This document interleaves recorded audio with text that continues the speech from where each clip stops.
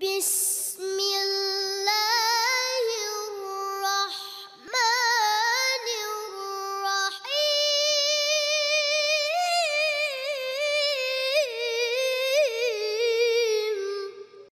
ওয়াদ্দুহা আল্লাহ বললেন মধ্যাহ্নের কসম, চাঁদের কসম। যখন দুপুরের টাইম হয়, সূর্য যেরকম জমিনকে আলোকিত করে দেয়, গোপন বলতে আর কিছু থাকে না, সব কিছু ওপেন হয়ে যায়। আল্লাহ বললেন ওই দুপুরের টাইম চাঁদের কসম খাচ্ছি। ওয়াল্লাইলি ইজা সাজা, ওই রাত্রির কসম খাচ্ছি যেই রাত্রিতে সম্পূর্ণ অন্ধকার পর্দা দিয়ে আবরণ দিয়ে ডেকে দিয়েছে। ওই রাতের কসম।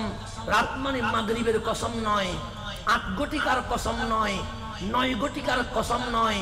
যখন রাত অন্ধকারে ছেয়ে যায়, ওই ছেয়ে যাওয়া রাত্রির কসম খাচ্ছে। কসম কয়টা? দুটো। একটা হচ্ছে চাঁদের কসম, আরেকটা হচ্ছে গভীর রাতের কসম। এই দুইটা কসম নিয়ে মুফাসসিরাইনে কোরআন, তাফসীরকারীগণ অনেক মন্তব্য করেছে। তার মধ্যে কয়েকটা মন্তব্য বলতে লাগলাম। কোন মুফাসসির বলেছেন ওয়াদ্দুহা মানে নবীর চেহারায় আনোয়ারের কসম। সে কেন? ওয়াদ্দুহা দুপুর যেরকম জমিনকে আলোকিত করে দেয়, আমার নবীর চেহারায় ওয়াদ্দুহা আসমানকে আলোকিত করে দেয়। সেই জন্য ওয়াদ্দুহা মানে নবীর চেহারায় আনোয়ারের কসম, যেই চেহারার দুটো ঠোঁট সর্ব অবস্থায় উম্মতি উম্মতি বলে জিকির করেছে। ওয়াল্লাইল ইজা সাজা মানে নবীর কালো সেই জুলফি মুবারকের কসম, যেই জুলফি মুবারকের ভেতরে উম্মতের গুনাহকে গোপন করা হয়েছে। দেখেন কত সুন্দর কসম কাচ্ছে আল্লাহ।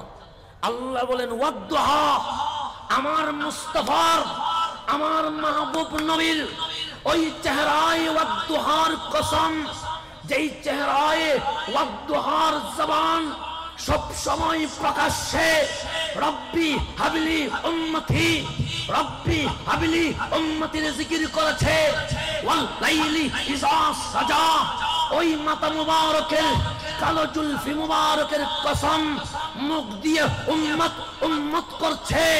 আর আমার নবীর জুলফি মুবারক তথা বাপরি চুলের ভেতরে আমি মাওলা আমার নবীর উম্মতের গুনাহ গোপন করে দিয়েছি।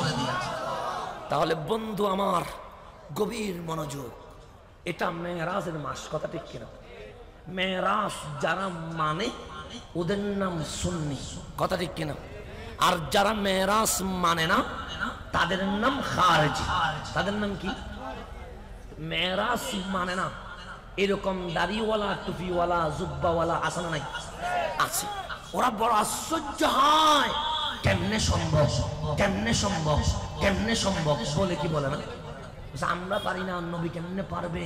আমরা তো নবীর মতো, সুতরাং নবী যদি পারে আমাদেরই কেউ পারতে হবে, এরকম বলে কি বলে না? বলে। এরকম উম্মত বাংলাদেশে আছে না? নাই, আছে। মেরাজুন নবীর মাসে আমরা যখন মেরাজুন নবী দিবস পালন করি, তখন আমার মতো দাড়িওয়ালা টুপিওয়ালা জুব্বাওয়ালা, গলা বড় সুন্দর, কথা বড় স্মার্ট, জ্ঞান অনেক বড় স্কলার, ওনারা তখন বলে মেরাজুন নবী পালন করা এটা সুন্নিরা কোথায় পাইছে? বলে কি বলে না? বলে। যুক্তি খুঁজে সর্বপ্রথম মেরাজুন নবীর মাহফিল কোন বান্দা করে নাই, করেছেন রব্বুল আলামিন। করেছেন কে? 15 পারার প্রথম পৃষ্ঠায় আল্লাহ আল্লাহ সূরাতু বনি ইসরাইলে আল্লাহ মেরাজের আলোচনা করেছে।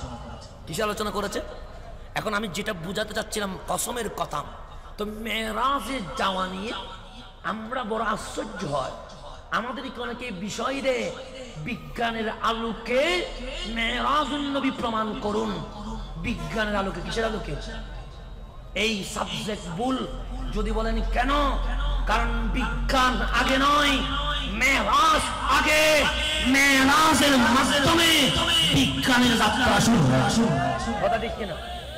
আজকে থেকে 50 বৎসর আগেও বিজ্ঞান বলেছে নবমণ্ডল অতিক্রম করা সম্ভব নয়, অক্সিজেন নাই, কেউ যদি যায় মরা লাশ হয়ে থাকবে, নিচে নামা সম্ভব নয়, হাওয়ার ভেতরে আটকে যাবে। অ্যাপোলো 11 মাধ্যমে নীল আর্মস্ট্রং 50 বছর আগে চাঁদের দেশে পা রেখে সর্বপ্রথম বিজ্ঞান প্রমাণ করেছে নবমণ্ডল অতিক্রম করা সম্ভব। আমার নবী মেরাজে গেলেন 1500 বছর আগে, আর নবমণ্ডল পার হওয়া সম্ভব বিজ্ঞানের দৃষ্টিতে 1400 বছর লেগেছে। কয়শো বছর? তাহলে বিজ্ঞান আগে না নবী আগে? আমার নবী যদি না বলতো গ্রহ আছে, গ্যালাক্সি আছে, উপগ্রহ আছে, বিজ্ঞান কখনো গ্রহণই গবেষণাই করতে পারত। তাহলে আমাকে বলতে হবে মেরাজুন নবীর আলোকে বিজ্ঞান, বিজ্ঞানের আলোকে মেরাজুন নবী হতে পারে না। কারণ মেরাজ দ্বারা বিজ্ঞান প্রমাণিত, বিজ্ঞান দ্বারা মেরাজুন নবী প্রমাণিত হতে পারে না। এখন সে সামনের দিকে যা, এই আশ্চর্য আজকে যারা হচ্ছে, কেমনে সম্ভব সিদরাতুল মুনতাহা, কেমনে সম্ভব লামাকান? সেই দিন আবু জাহেল আশ্চর্য হয়েছে, সেই দিন আবু লাহাব আশ্চর্য হয়েছে, সেই দিন উকবা আশ্চর্য হয়েছে, সেই দিন সাইবা আশ্চর্য হয়েছে।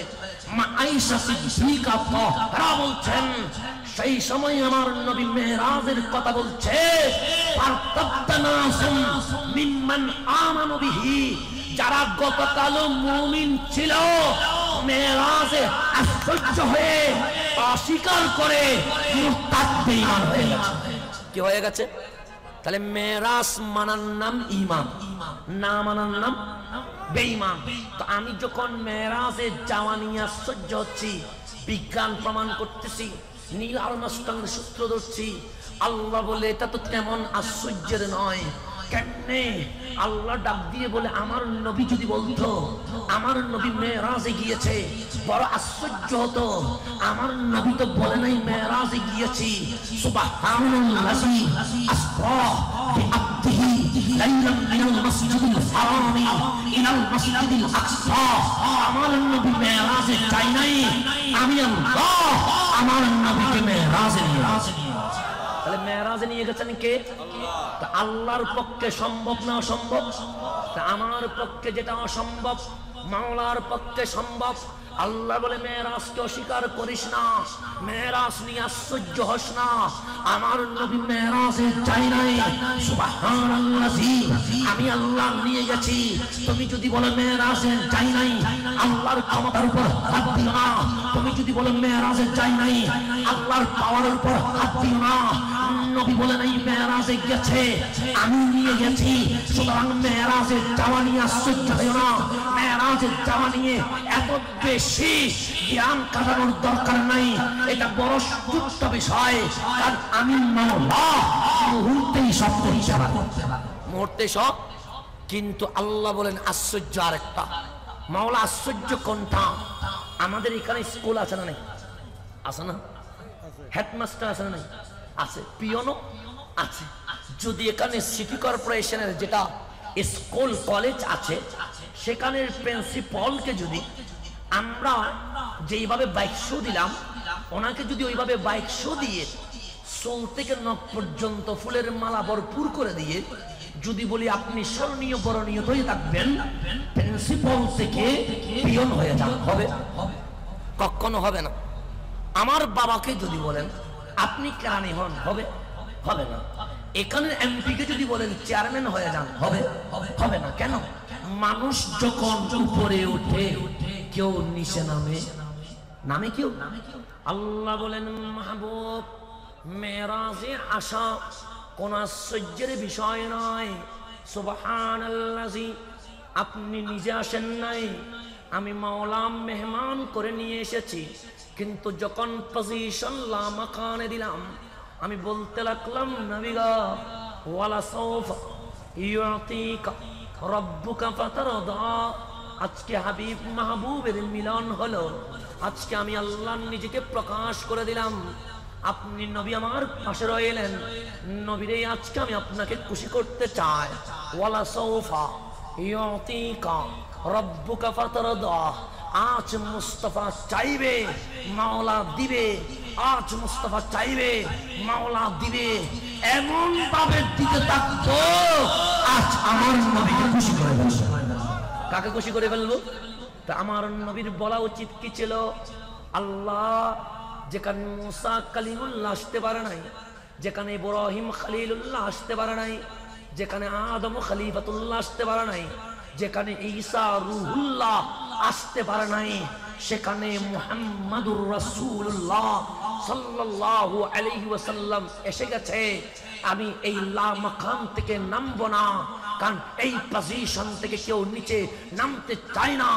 আল্লাহ বলেন এই নবীকে আমি আরো 9 বার নামাজের বাহানা দিয়ে আনলাম, একবারও বলে নাই আমি থাকবো। আমার নবী বারবার বলেছে আল্লাহ বিদায় দাও, আল্লাহ বিদায় দাও। যে মাহবুব কেন কেন আমি থাকবো না, আমি জমিনে চলে যাব। আমি যদি তোমার কাছে থেকে যাই উম্মত আমার গুনাহগার, আমি যদি না যাই জাহান্নামে চলে যাবে, উম্মত জাহান্নামে থাকবে, মুস্তাফা লা মাকামে থাকবে, এটা আমি মেনে নিতে পারবো না। আল্লাহ উম্মতি উম্মতি উম্মতি, আল্লাহ বলেন মাহবুব আজকে মেরাজে আল্লাহর সাথে নিজের কথা বলেন। আমার নবী ডাক দিয়ে বলেন নিজেকে বুঝতে পারবো, পরিবার ভুলে যেতে পারবো, উম্মত বুঝতে পারবো।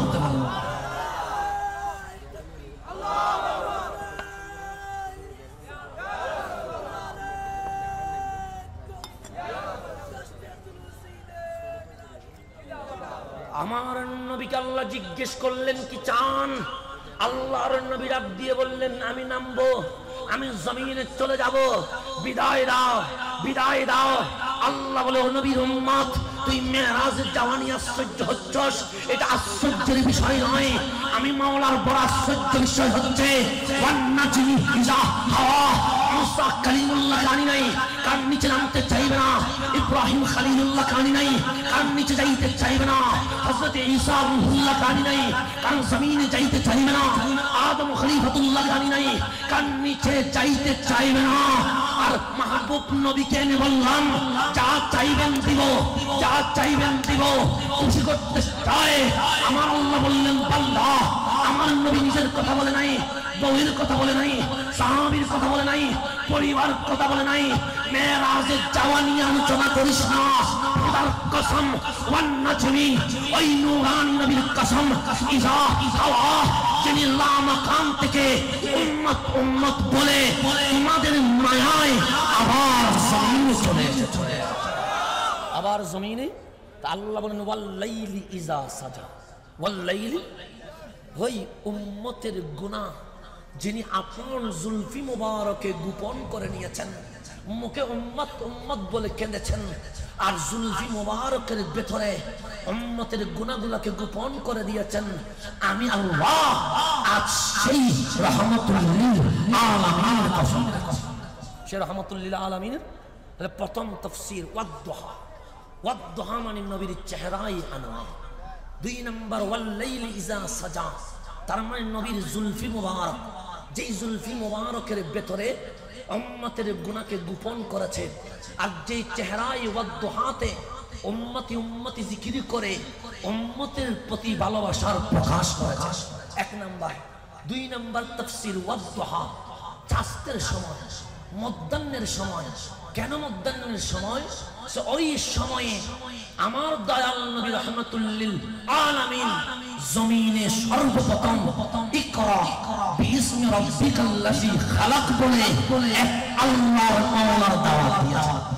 চাঁদের কসম। কেন? ওই সময়ে মুস্তাফা আহলে মক্কা, মক্কাবাসীকে তাওহীদের দাওয়াত দিয়েছে। ওয়াল্লাইলি ইজা সাজা, অন্ধকার গভীর রাতের কসম, কারণ ওই সময়ে আমার হাবিব মুস্তাফা মেরাজে গিয়ে আল্লাহর দিদার করেছেন। 2 নম্বর তাফসীর। 3 নম্বর তাফসীর ওয়াদ-দুহা, চাঁদের কসম। বুঝে কেন? এই কারণে কারণ ওই সময় মুসা কালিমুল্লাহ তুরে সাইনাই উঠে মাওলার সাথে কথা বলেছেন। কার সাথে কথা বলেছেন? এই মধ্যাহ্ন চাঁদের সময় মুসা আলাইহিস সালাম রাস্তা দিয়ে হেঁটে যাচ্ছে। কে দিয়ে যাচ্ছে? আল্লাহ ডাক দিয়ে বললেন, জিবরিল, আমি প্রত্যেক নবীর সাথে কথা বলেছি তোমার মাধ্যমে, প্রত্যেক রাসূলের সাথে কথা বলেছি তোমার মাধ্যমে, কিন্তু আজ আমার মুসা আমাকে এত রাজি করলেন, আজকে আমি তোমার মাধ্যমে কথা বলবো না। আমার মুসাকে একটু জানায়া দাও আমি আল্লাহ মিন ওয়ারাইল হিজাব, পর্দার অন্তরালে গোপন হয়ে আমার মুসার সাথে ডাইরেক্ট কথা বলে। আমার মুসার সাথে ডাইরেক্ট। তো মুসা আলাইহিস সালাম কার প্রেমিক? আল্লাহর প্রেমিক। যখন জিবরিল আমিন কানে কানে বললেন, মুসা আজ মাওলা রাজি হয়ে গেছে, আনলিমিটেড প্যাকেজ, মাওলা কথা বলবে। কে কথা বলবে? মুসা আলাইহিস সালাম বললেন, কোথায় কোথায়? বলছে রাস্তায় বলবে না, সমুদ্রের বিচে বলবে না, বাজারে বলবে না, বাগানে বলবে না, ঘরে বলবে না, তো কোথায় বলবে? তুমি যদি তোরে সাইনাই উঠে যাও, তোরে সাইনার চওড়ার উপরে উঠে মাওলাকে ডাক দিতে দেরি, মাওলা কথা বলতে দেরি। কথা বলতে আশেক যখন নিয়ামতের কথা শুনলেন আর কথা শেষ করে নাই, মুসা আলাইহিস সালাম দৌড়তে লাগলেন। জিবরিল আমিন বলেন, দাঁড়ান না, কথা আছে, দাঁড়ান না, কথা আছে। মুসা আলাইহিস সালাম বলে, আর কথা নাই, তোমার দরকার নাই, আমি কথা বলবো কার সাথে? মাওলার সাথে। আরো কথা আছে, বলে শুনবো না। যখন দেখলেন জিবরিল মুসা আলাইহিস সালাম নাসুর বান্দা, কথা শুনতে চাই না, উনি মুসা আলাইহিস সালামকে রেখে সিদরাতুল মুনতাহায় চলে গেলেন। মুসা আলাইহিস সালাম দৌড়তে দৌড়তে দৌড়তে দৌড়তে উঠে গেলেন তোরে সাইনা। এটা এমন উপরে, জীবনে যদি একবার উঠেন দ্বিতীয়বার ওঠার নাম ধরবেন না। আমি একবার উঠে বলেছিলাম, আল্লাহ মুসা আপনাকে কেমন ভালোবেসেছে এটা মুসা আলাইহিস সালাম জানে। 3 বার উঠলো ডেলি, 4 বার উঠলো ডেলি, আমি তো একবার উঠে আর জীবনে ওঠার নাম ধরবো না। এরকম অবস্থা, একবার উঠে আর ধরার নাম ধরবো না। যেই উঠেছে সে আজ সেকেন্ড বার উঠে নাই। কিন্তু মুসা কালিমুল্লাহ ডেলি 3 বার, ডেলি 4 বার। আমাদের পায়ের জোড়া জোড়া ব্যথা হয়ে গেছে, 3 দিন ওষুধ খেতে হয়েছে। মুসা আলাইহিস সালাম, আপনি কি ওষুধ খেয়েছেন? মাওলার প্রেমে যখন ফানা হয়ে যাবে, সেখানে শুধু মাওলার মুহাব্বত চলবে, সেখানে আর ব্যথা চলবে না। উঠে গেলেন, আল্লাহর ডাকে রব্বি, আল্লাহ কথা বলে না, রব্বি, আল্লাহ কথা বলে না। তো মুসা আলাইহিস সালাম একটু গরম টাইপের মানুষ ছিলেন, ডাক দিয়ে বললেন, এত কাহিনী করলাম, জিবরিলকে পাঠালা, বললাম আমার সাথে কথা বলবে। আমি মুসা দৌড়তে দৌড়তে দৌড়তে দৌড়তে তোরে সাইনার উপর উঠে গেলাম, ডাক দিচ্ছি রব্বি রব্বি বলে, তুমি কথা বলো না। আল্লাহ ডাক দিয়ে বললেন, মুসা তুমি কেন আসলে? তো তোমার সাথে কথা বলতে। কে বলেছে? যে জিবরিল আমিন বলেছে। এখানে আসলে কথা বলা যায়? হ্যাঁ, আমি তো কথা বলবো না। কেন? তোমার পায়ে কি? আল্লাহ পায়ের জুতো, জুতো নিয়ে কি মাওলার সাথে কথা বলা যায়? মুসা আলাইহিস সালাম বলেন, না, কথা বলা যায় না। আদবের খেলাফ হয় কিনা? হয়। আল্লাহ বলেন, তাড়াতাড়ি নিচে নামো, নেমে জুতা খুলো, জুতা খুলে আবার তোর সাইনাই উঠো, এরপরে আমি আল্লাহ কথা বললাম। এরপর আমি আল্লাহ, আমি হলে ফালাই চলে যেতাম, আপনি হলে অনেক আগে পালাই চলে যেতেন, কথা বলার দরকার নাই। কিন্তু এটা মুসা আলাইহিস সালাম কষ্ট করে নিচে নামলেন, জুতা খুললেন, আবার উঠলেন, মাওলার সাথে কথা বললেন।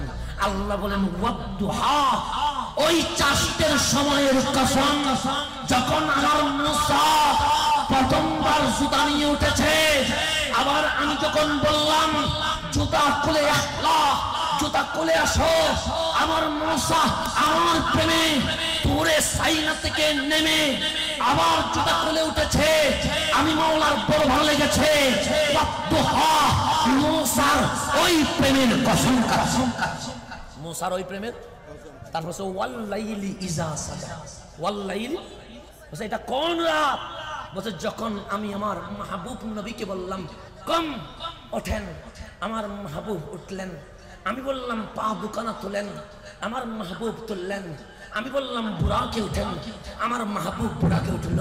আমি বললাম আপনি ফিলিস্তিনের মসজিদ আকসায় নামেন, আমার মাহবুব নামলো। আমি বললাম আরো উঠেন, আমার মাহবুব বাইতুল মামুরে উঠলো। আমি বললাম আরো উঠেন, আমার মাহবুব সিদরাতুল মুনতাহায় উঠলো। তারপর ডাক দিলাম সুম্মা দানা, আরো আসেন না, আরো আসেন না।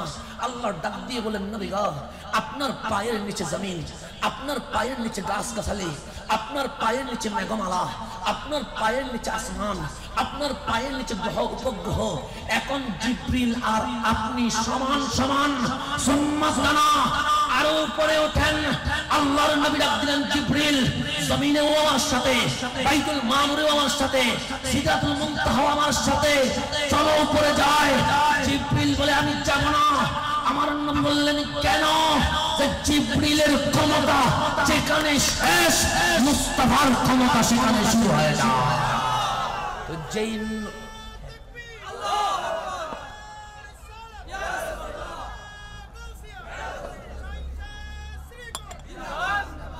যেই নবী জিবরিল আমিনের মতো নয়, সেই নবীকে আমাদের মতো হবে। আমার নবী উঠে গেলেন, আরশ পর্যন্ত উঠে গেলেন। আল্লাহ ডাক দিলেন নবী গো, আরশে একটু কদম রাখেন, কারণ এই আরশ আপনার দিদারের অপেক্ষায়, ইন্তজারে বহুদিন অপেক্ষা করছে। আমার নবী একটু নিচের দিকে হলেন। আল্লাহ ডাক দিলে বললেন মাহবুব করেন কি? আমার ভাই মুসা আলাইহিস সালাম যখন তুরে সাইনায় উঠতে লাগলেন, বুলে জুতা নিয়ে উঠে গেছে। তুমি বললা ইখলাহ, আবার নিচে নামো, জুতা খুলে তারপর আসো। মাওলা, তুরে সাইনার চেয়েও কোটি গুণ দামি তোমার আরশে আল্লাহ। তুরে সাইনায় উঠতে যদি মুসা আলাইহিস সালামের জুতা খোলা লাগে, আমি নবী যখন আরশে কদম রাখবো, আমিও জুতা খুলি। আল্লাহ ডাক দিয়ে বলেন না না, জুতা খুলে পুরে সাইনায় উঠা, এটা আমার মুসার শান। জুতা নিয়ে আরশে কদম রাখা, এটা আমার মুস্তাফার শান।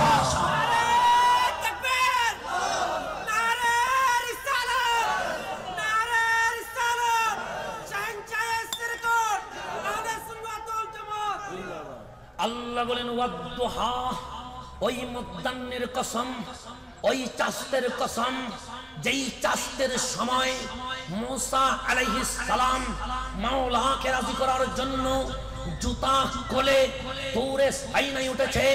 ওয়াল লাইলি ইজা সাজা, ওই গভীর রাত্রের কসম, যেই রাতে মাওলা মুস্তাফাকে খুশি করার জন্য মুস্তাফার পাক কদম পাকে জুতা রেখে মুস্তাফাকে আরশে আসা।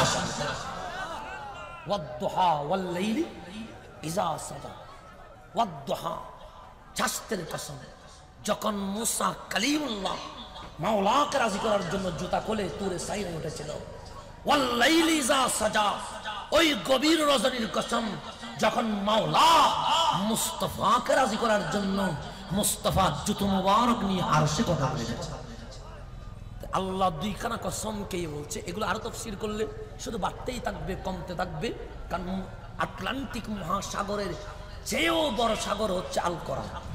তো ওয়াদ্দুহা, মধ্যাহ্নের কসম, চাঁদের কসম, ওয়াল লাইলি ইজা সাজা। তারপর আরেকটা তাফসীর করে দিই, তাহলে কয়টা তাফসীর করলাম? তিনটা। এক নাম্বার ওয়াদ্দুহা, আমার নবীর ওই চেহারায় আনোয়ারের কসম, যেই চেহারার জবান দিয়ে প্রকাশ্যে উম্মতি উম্মতি বলে জিকির হয়েছে। ওয়াল লাইলি ইজা সাজা, ওই জুলফি মুবারকের কসম, যেই জুলফি মুবারকের ভেতরে উম্মতের গুনাহ গোপন আছে। দুই নাম্বার ওয়াদ্দুহা, চাঁদের কসম, ওই চাঁদের কসম, যেই চাঁদের সময়ে আমার রাহমাতুল লিল আলামিন মাওলার তাওহীদের দাওয়াত দিয়েছে। ওয়াল লাইলি ইজা সাজা, ওই গভীর রজনীর কসম, যেই গভীর রজনীতে আমার হাবিব রাহমাতুল লিল আলামিন মাওলার দিদার করেছে। তিন নম্বর ওয়াদ্দুহা, ওই চাঁদের কসম, যেই সময়ে মুসা কালিমুল্লাহ মাওলাকে রাজি করার জন্য জুতা খুলে তুরে সাইনায় উঠেছে। লাইলি ইজা সাজা, ওই গভীর রজনীর কসম, যেই রজনীতে মুস্তাফা জুতা নিয়ে আরশের আসীনে আরশে কদম রেখেছেন। 4 নম্বর তাফসীর ওয়াদ্দুহা, মধ্যাহ্নের কসম। এটা কোন মধ্যাহ্ন? দ্বিতীয় পারা সায়াকুলুস সুফাহা, আছে না নাই? অস্বীকার করা যাবে? এই দ্বিতীয় পারা, এই পুরা পৃষ্ঠা জুড়ে আল্লাহ তাহবিলে কেবলা, কেবলা পরিবর্তনের ইতিহাস বলেছেন। সেখানে একটা ঘটনা ঘটেছে। কি ঘটনা? মুসলমানের কেবলা ছিল মসজিদে আকসা। এই কেবলা যিনি পরিবর্তন করে দিয়েছেন ওনার নাম রহমতুল্লিল। সেই জন্য নবীকে বলা হয় কাবারও কাবা। কেন? যিনি যেই দিকে দেখেন সেইটা কেবলা হয়। সেটা কি হয়ে যায়? 17 মাস মদিনায় মুনাওয়ারায় হিজরত করার পরে 1 বছর 5 মাস যেই দিন শেষ, সেই দিন জোহরের নামাজ আদায় করলেন মসজিদে নববীতে। মসজিদে নববীতে নামাজ আদায় করে দাওয়াতি কাজে সাহাবায়ে কেরাম নিয়ে বের হলেন। 3-4 কিলোমিটার দূরে আসরের নামাজের সময় হলো। এই মসজিদের নাম মসজিদে জিল কিবলাতাইন, যেখানে কেবলা চেঞ্জ হয়েছে। আমার নবী নিয়ত বাঁধলেন, মুখ দিয়ে কেরাত পড়ছে। কি পড়ছে? কেরাত। মনে মনে বলছে, আল্লাহ, আমি ফিলিস্তিনের মসজিদে আকসার দিকে নামাজ পড়ব না, আমি মক্কিওয়ালা খানায়ে কাবার দিকে নামাজ পড়ব। আমরা বললে কি চেঞ্জ হবে? দেখেন, আমি বললে চেঞ্জ হয় না, আপনি বললে চেঞ্জ হবে না, প্রেসিডেন্ট বললে চেঞ্জ হবে না, মুখে বললেও হবে না। আমার নবী অন্তরে বলছে, মাওলা বলছে, কেবলাবার কি কিবলাতান তালতাহা, আমার মুস্তাফা যেই দিকে খুশি ওটার নাম কেবলা। কেবলা অন্য কিছু নয়, মুস্তাফাকে রাজি করার নাম। নবীকে রাজি করার নাম কি? এই কথা আমার নবী কেরাত পড়ছে মুখে, অন্তরে বলছে কেবলা কি করো, চেঞ্জ করো। আল্লাহ বলেন, প্রেসিডেন্ট বললে না করে দিতাম, রাষ্ট্রপতি বললে না করে দিতাম, প্রধানমন্ত্রী বললে না করে দিতাম, সচিব আমলা বললে না করে দিতাম, যেই বলুক না করে দিতাম। কেবলা চেঞ্জ হওয়ার বিষয় নয়। কিন্তু আজ যখন রহমতুল্লিল আলামিন বলেছে, আমি না বলতে পারবো না। ওই সময় আমার নবীর চেহারা হঠাৎ আসমানের দিকে উঠে গেছে। কোন দিকে উঠে গেছে? তা আমার চেহারা নামাজের ভিতরে আসমানের দিকে উঠলে নামাজ থাকবে না ভেঙে যাবে? ভেঙে যাবে। এটা ফতোয়া, এটাই শরিয়া, এটাই কানুন, এটাই ল। আমি যদি নামাজ পড়াই, আমার চেহারা যদি উপরের দিকে ওঠে, আমার নামাজও ভাঙবে, মুসল্লির নামাজও। এটা ফতোয়া। আসরের নামাজের সময়ে অন্তর বলছে কেবলা চেঞ্জ, কেবলা চেঞ্জ, কেবলা চেঞ্জ। আমার নবীর চেহারা উঠে গেছে কোথায়? আসমানে। আল্লাহ বলেন, নবীগা, উম্মত আর নবীর পার্থক্য হচ্ছে, উম্মত যদি চেহারা তুলে নামাজ ভেঙে যায়, আর মুস্তাফা যদি চেহারা তুলে রব্বে কারীমের মেহরাজ শুরু হয়ে যায়। আল্লাহ বলেন, কাদের নারা তাকাল্লুজিকা ফিস সামা, নবীগা, ওই চেহারায় ওয়াদদুহা, যেই চেহারা আসমানের দিকে উঠে গেছে, অন্যের বেলায় নামাজ ভেঙে যায়। মুস্তাফা যখন উঠে গেছে, কাদের নারা, নামায়েন না, আমি মাওলা একটু মন ভরে দিদার করবো, আমি মাওলা মন ভরে। আল্লাহ বলেন, ওয়াদদুহা, ওই চেহারায় আনোয়ারের কসম, যেই চেহারায় ওয়াদদুহা আসমানকে আলোকিত করে ফেলেছে। আসমানকে কি করে ফেলেছে? আর ওয়াল্লাইলি ইজা সাজা, ওই পিঠ মুবারকের কসম, যেই পিঠ মুবারক গভীর রজনীতে বিছানায় ঘুমায়া থাকে নাই, ফাতাহাজ্জাত বিহি নাফিলাতান লাক, সেই নামাজে সিজদা দিয়ে চোখের পানি অনবরত বের হয়ে উম্মতের জন্য কান্না করে। উম্মতের জন্য এই দুইটা কসমকে আল্লাহ বলছেন, মাহবুব, মা ওয়াদ্দাআকা রাব্বুকা ওয়া মা কালা। আল্লাহ, আপনার রব, আপনার প্রতিপালক আপনাকে কখনো ছেড়ে দেয় নাই। ওয়া মা কালা, আপনার উপর কখনো নারাজ হয় নাই। রব্বুল আলামিন সব সময় আপনার সাথে ছিলেন, আছেন, থাকবেন। সর্ব অবস্থায় আল্লাহ আপনার উপর রাজি আছেন। সর্বাবস্থা আল্লাহ আপনার উপর কি আছে? তাহলে আল্লাহ নবীকে কখনো ছেড়ে দেয়? এখান থেকে কয়েকটা মাসালা। নবী 40 বছর পরে নবী হয় না, নবী আগে থেকে নবী ছিলেন বলে আল্লাহ বলছেন মা ওয়াদ্দাআকা রাব্বুকা ওয়া মা কালা। আপনাকে আল্লাহ কখনো ছেড়ে দেন নাই। মা আমেনার ঘরেও আপনি নবী ছিলেন, আপনার শৈশবেও আপনি নবী ছিলেন, আপনার যৌবনেও আপনি নবী ছিলেন। শুধু তাই নয়, আমি মাওলা যখন গোপন ছিলাম, হঠাৎ যখন চাইলাম ওপেন হব, তখন কোন আমার জিকিরের জন্য হয়ে যান, আমার জিকিরের জন্য হয়ে যান।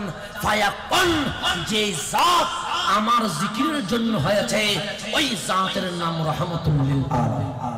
ওই জাতের নাম রহমাতুল লিল। আল্লাহ ডাক দিয়ে বলে মা ওয়াদ্দাআকা রাব্বুকা, আপনার রব আপনাকে কখনো ছেড়ে দেয় নাই। ওয়া মা কালা, আপনাকে কখনো অপছন্দ করে নাই, আপনাকে কখনো ত্যাগ করে নাই, আপনাকে কখনো বিরূপ করে নাই। সর্ব অবস্থায় আল্লাহ আপনার সাথে আছে। আল্লাহ আপনার সাথে। বাস এই 3 আয়াতে তাফসীর করে শেষ। এখানে একটা কথা আছে, মুফাসসিরে কোরআন বাংলাদেশে আছে না নাই? কোরআন এভাবে তুলে বলে আল্লাহর যদি পাইতে চাও নবীরে মাইনাস করে না। বলে কি বলে না? আল্লাহ বলে তুই নবীরে মাইনাস করস, আর আমি বলতেছি মা ওয়াদ্দাআকা রাব্বুকা ওয়া মা কালা, তুই নবীরে মাইনাস করস আর আমি আল্লাহ নবীরে প্লাস। আমি আল্লাহ নবীরে। শুধু তাই নয়, হিজরতের রাত আমার নবী গারে সুরে ঢুকে গেলেন। বন্ধু আমার, এই 2 চোখের পানি অনেকের জন্য কেঁদেছেন, এই চোখের পানি অনেকের জন্য মাটিতে ফেলেছেন, কোন মূল্যায়ন হয় নাই। গারে সুরের মধ্যে সিদ্দিকে আকবর এইভাবে বসে আছেন। দয়াল নবীর সির মোবারক, মাথা মোবারক সিদ্দিকের কোলে শুয়ে রইলেন। দোকানা চোখ বন্ধ করে আরাম করতে লাগলেন। সিদ্দিক যখন গারে সোর থেকে মাথাটা একটু বাহিরের দিকে তাকালেন, দেখলেন মক্কার মুশরিক তরবারি নিয়ে পায়ের চিহ্ন ধরে ধরে গুহা পর্যন্ত চলে এসেছে। সিদ্দিক মনে মনে বলতে লাগলো, আজ যদি আমার জান কোরবান হয়, সিদ্দিক কোরবান করতে রাজি, কিন্তু এখানে আমি আর নবী ছাড়া আর কেউ নাই, আমাদের তরবারি নাই, আমাদের অস্ত্র নাই, কিন্তু মুশরিকগুলো প্রস্তুতি নিয়ে এসেছে। সিদ্দিক যদি শহীদ হয়ে যায়, আমার নবী তো একা রয়ে যাবে। আমার নবীর উপর যদি আক্রমণ করে নবীর যদি কিছু হয়ে যায়, সিদ্দিক ইন্তেকালের পরেও নিজেকে ক্ষমা করতে হবে। নিজেকে ক্ষমা করতে নবীর প্রেমে 2 চোখের পানি ছেড়ে দিয়েছে। কার প্রেমে? নবীর প্রেমে। আমিও কাঁদি, আপনিও কাঁদেন।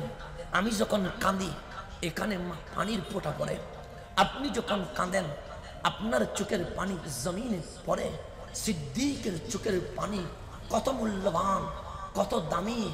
এইদিকে সিদ্দিক কাঁদবে, আজ পানির ফোঁটা জমিনে নয়, আজ জান্নাতের বাদশা রহমাতুল লিল আলামিন ওয়াদ্দুহা ওই চেহারা পিছিয়ে দিয়েছে। আজ গোলাম কাঁদবে, মুনিব গোলামের চোখের পানি গ্রহণ। কত মূল্যবান সিদ্দিকের চোখের পানি। আমিও তো কাঁদলাম, কই আমার চোখের পানি তো কেউ নেয় নাই। আপনিও তো কাঁদলেন, আপনার চোখের পানি তো কেউ নেয় নাই। রহমাতুল লিল আলামিন চেহারা বিছিয়ে দিয়েছেন। সিদ্দিকের কান্না শুরু হয়ে গেছে, দাড়ি মোবারক হয়ে টপ টপ করে ফোঁটা পড়ছে। আমার নবী যেন বলছে, সিদ্দিক জমিনে ফোঁটা পড়বে না, আজ তোমার চেহারার সেই চোখের পানিগুলো মুস্তাফার চেহারায় ওয়াদ্দুহায় ফেলে দাও, আমি নবী গ্রহণ করব। টপ টপ ফোঁটা নবীর চেহারায় ওয়াদ্দুহায় পড়লেন।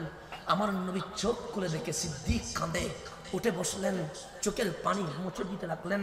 আমি কাঁদলে আমার মা সান্ত্বনা দেয়, আপনি কাঁদলে আপনার বন্ধু সান্ত্বনা দেয়। আজ সিদ্দিক কাঁদছে, নূরানী নবীর হাত মোবারক মুছে দিচ্ছে। আমার নবী বললেন, লা তাখাফ, সিদ্দিক ভয় পেও না। সিদ্দিক বলেন, নবী গো, সিদ্দিক ভয় পাবে এটা হতে পারে না। যে কাঁদো কেন? আমি তো নিজের জানের পরোয়া করি না, আমি তো যেই দিন আপনার কদমে আসছি সেই দিন তো জান ওয়াকফ করে দিয়েছি, আমার জন্য কোনো ভয় নাই। তো কাঁদো কেন? যে মোহাব্বতে, টেনশনে। কেন? যে নিজের উপর যদি আঘাত হয় এটা ভয়ে কাঁদে, প্রিয়র উপর যদি আঘাত হয় তখন টেনশন হয়। আমি সিদ্দিক বড় চিন্তিত, যে কেন? যে ইসলাম আমরা শুধু 2 জন, আমাদের উপর যদি আক্রমণ করে সিদ্দিক আগে জান দিবে, আমার জান দেওয়ার পরেও যদি আমার মুনিবের পরে কিছু হয়, সিদ্দিক নিজেকে ক্ষমা করতে পারবে না। নবী গো আজ নিজের জন্য কাঁদি না, আজ মুনিব রাহমাতুল লিল আলামিনের জন্য কাঁদি। আল্লাহ ডাক দিলেন নবী গো, মানুষ যখন কাঁদে, কাউরে মা সান্ত্বনা দেয়, কাউরে বাবা সান্ত্বনা দেয়, কাউরে বন্ধু সান্ত্বনা দেয়। সিদ্দিক আজ মায়ের জন্য কাঁদে নাই, সিদ্দিক আর ভাইয়ের জন্য কাঁদে নাই, সিদ্দিক আর নিজের বউয়ের জন্য কাঁদে নাই, সিদ্দিক আর তাজ কোনো বন্ধুর জন্য কাঁদে নাই, সিদ্দিক আজ হাবিবুল্লাহর জন্য কেঁদেছে। কে নবীর মোহাব্বতে কাঁদে তাকে কেউ সান্ত্বনা দেওয়া লাগবে না। আমি মাওলা সান্ত্বনা, কে সান্ত্বনা দিব? আমি মাওলা। আল্লাহ ডাক দিয়ে আল্লাহ তাহজান, চিন্তিত হয় না। কি হয় না? চিন্তিত হয় না। কে বলেছে সিদ্দিক? ওখানে তুমি আর আমার নবী, ইন্নাল্লাহ আনা, জানো যেখানে নবী আছে সেখানে তো আল্লাহ আছে। সেখানে কে আছে? আর বন্ধু বলে নবীরে কি করে দাও? মাইনাস করে দাও। আল্লাহ বলে মাওলারে যদি পাইতে চাস নবীর কাছে আয়, আর যেখানে নবী সেখানে আসে। সেখানে আল্লাহ কোরআনে বলেছে মা ওয়াদাকা রাব্বুকা ওয়া মা কালা। নবীরে আমি আগেও আপনাকে ছেড়ে দেই নাই, আপনার কোনো ভুল নাই, ত্রুটি নাই, আপনার উপর রাগ করব, অপছন্দ করব, সর্ব অবস্থায় আপনার উপর রাজি। আল্লাহ বলেন নবীর উম্মত শোনো, আল্লাহর যদি পাইতে চাও, আন-নবিয়্যু আওলা বিল মুমিনিনা মিন আনফুসিহিম, তোমার জানের আগে জানের জান রাহমাতুল লিল আলামিনকে বসায়া দাও। যদি নবী তোমার বুকে চলে আসে, খোদার কসম আল্লাহ তোমার উপর রাজি হয়ে যাবে। আল্লাহ তোমার উপর কি হয়ে যাবে? তাহলে এখন নবীকে রাজি করানো দরকার আছে না? সূরাতুদ দুহার 3 নম্বর আয়াত, দুটো কসম খেয়েছেন আল্লাহ।